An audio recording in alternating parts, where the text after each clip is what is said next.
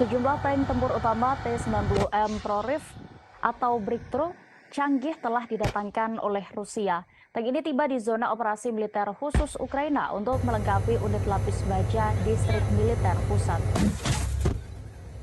Informasi ini dikonfirmasi langsung oleh Kementerian Pertahanan Rusia. Saat ini baru melintasi rintangan medan. Tank tempur utama T-90M Prorif ini dikembangkan oleh Biro Desain Mesin Transportasi Ural atau bagian dari pabrikan pertahanan Ural Vagonzavod.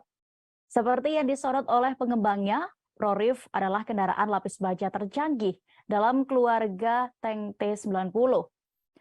Tank ini paling cocok untuk operasi di medan perang saat ini berkat perlindungan menyeluruhnya putaran modern. Tidak hanya T-90M Rusia, mereka juga memamerkan sistem pertahanan udara Rusia, yakni Pantsir S1 yang sudah di-upgrade. Oleh NATO, Pantsir S1 ini diberi label SA-22 Greyhound. Versi awalnya dirancang pada tahun 1994 dan berlanjut ke tahap produksi oleh Ulyanovsk Mechanical Plant pada tahun 2009.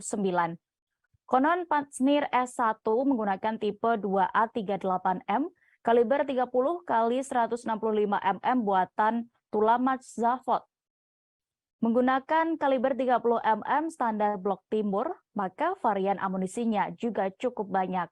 Secara umum tersedia 4 macam amunisi, yang paling umum digunakan yakni HE1 atau High Explosive Incendiary dan HET atau High Explosive Tracer untuk menggasak target pesawat.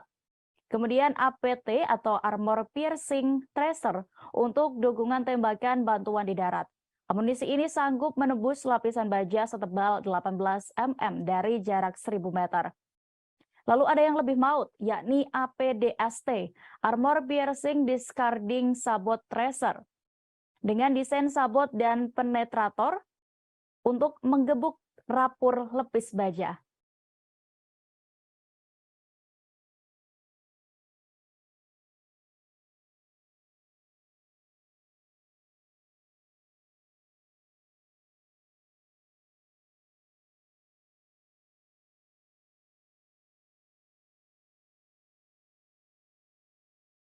Terima kasih sudah nonton.